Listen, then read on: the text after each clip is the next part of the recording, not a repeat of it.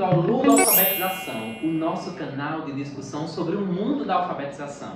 E hoje nós vamos tratar, vocês já estão vendo até aqui alguns personagens novos, né, no nosso cenário. Nós vamos tratar de um tema bastante importante para a educação, sobretudo nesse processo de alfabetização, que é um processo tão complexo, que é um processo que mexe com a mente da criança, né, que são as emoções, é o gerenciamento das emoções, é a inteligência emocional.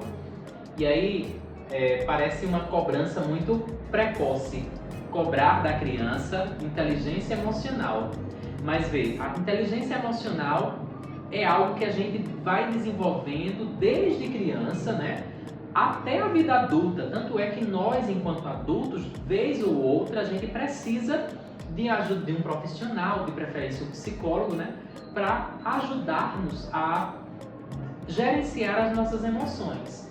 Emoções essas que, se fossem ensinadas porque existe educação emocional, sim, né? Então, se existe educação emocional, é um processo que pode ser aprendido e precisa ser mediado, de preferência com a ajuda de um adulto, né? Um mediador com mais experiência. Então, se nós tivéssemos sido ensinados a gerenciar nossas emoções, talvez a gente não tivesse tantos problemas hoje, né, Aline? Isso. E é interessante porque nós, quanto adultos, a gente sempre tenta lidar com o universo infantil como se as crianças elas já nascessem sabendo de tudo. A gente olha para elas e projeta a nossa vida adulta na criança e acaba esquecendo que ela precisa passar por todo um processo de aprendizagem, de desenvolvimento, sobretudo no campo das emoções. E aí a criança ela sente tudo, porém ela não compreende o que é que ela está sentindo, por que ela está sentindo e principalmente ela não consegue sozinha, ou até consegue, mas é mais difícil, criar estratégias para lidar com as frustrações, com os desafios, com aquilo que ela sente no dia a dia, seja alegria, seja raiva, seja tristeza. E tudo na nossa vida, a gente precisa compreender que tudo na nossa vida tem um conteúdo emocional.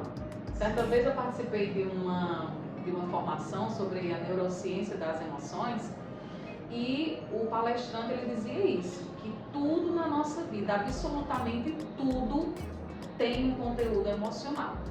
E a aprendizagem, os processos cognitivos, eles são diretamente impactados pelas emoções.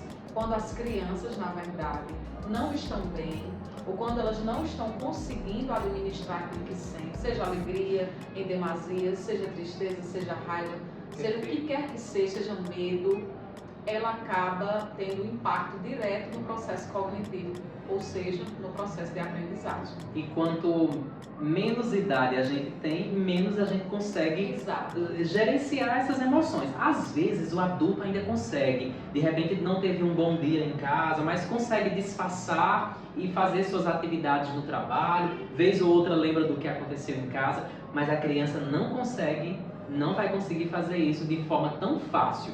E aí a criança, qual é o comportamento que a criança tem? Pode ser um comportamento agressivo, né? Pode ser um comportamento esquiva, exatamente, ficar mais retraído, que demonstra uma certa tristeza, Então tudo isso vai para a aprendizagem. A criança é muito intensa, então todas as experiências dela estão juntas no processo de aprendizagem. A raiva, a alegria, a tristeza, o medo, tudo isso vai para a aprendizagem. Então, a inteligência emocional é justamente formada por um conjunto de habilidades necessárias ao gerenciamento das emoções, né? Habilidades essas que são de dentro para fora e também de fora para dentro, né? É a criança gerenciando suas emoções e a criança manifestando essas emoções no contato com o outro. Afinal de contas, ninguém vive só. Na escola, principalmente, esse gerenciamento precisa acontecer.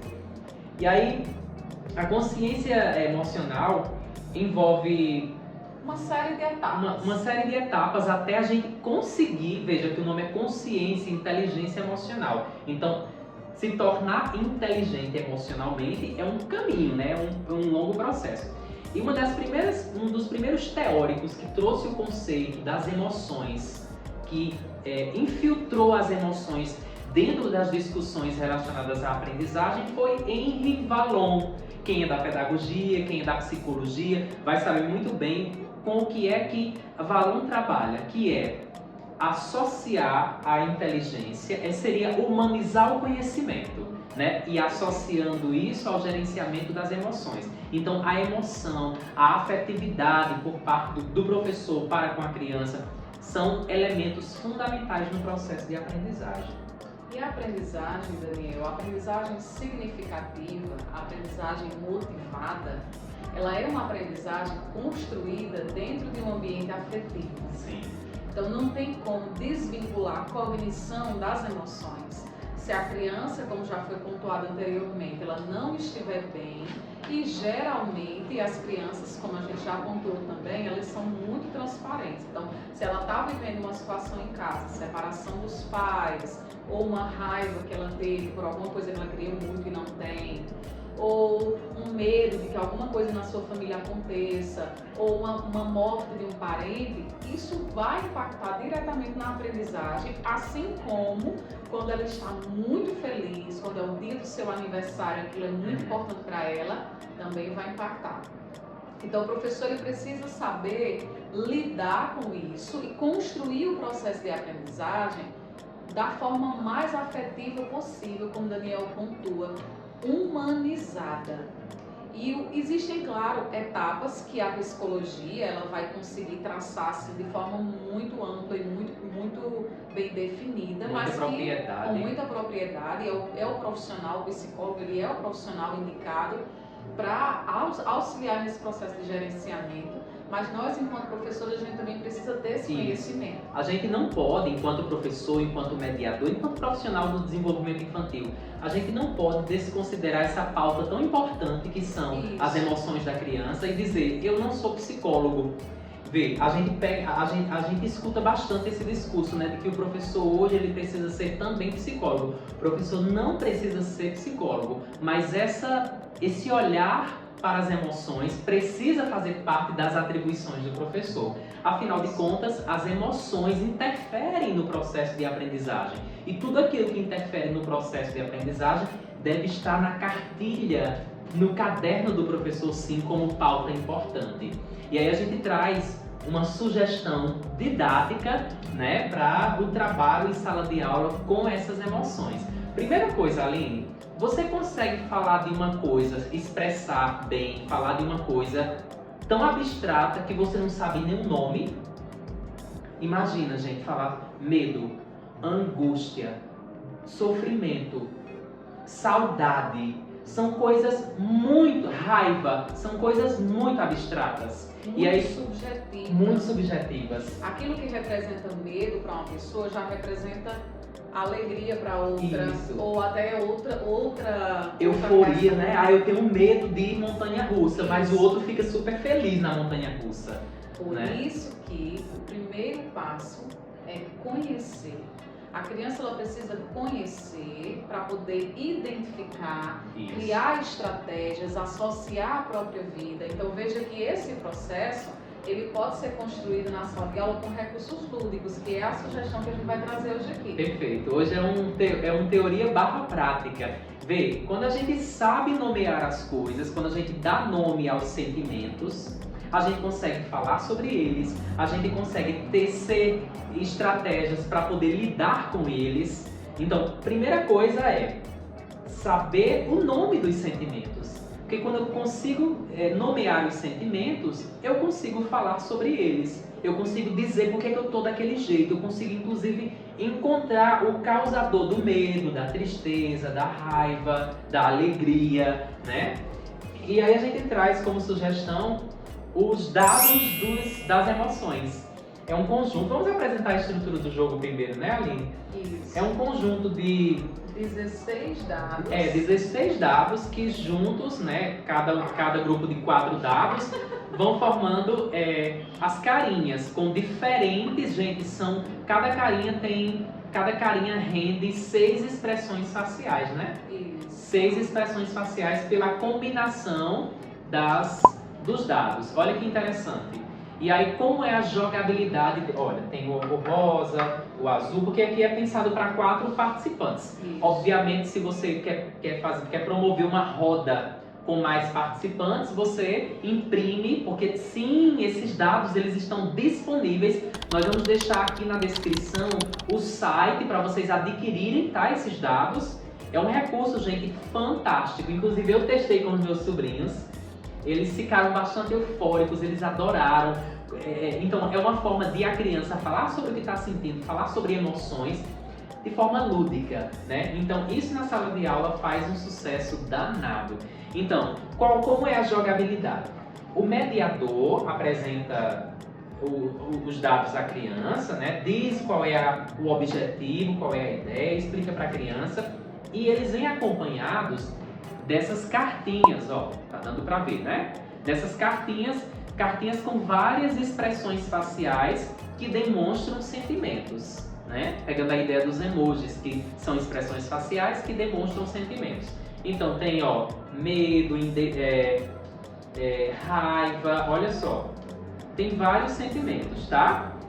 E aí, a ideia é embaralhar as cartas. Eu, como mediador, embaralhei as cartas e aí eu coloco as cartas viradas para baixo. Obviamente, cada participante já vai estar com seu jogo de dados na mão, né? Isso. E aí, o que acontece em seguida, Aline? Fiz toda a preparação. Aí, como é que eu começo a jogar esse jogo?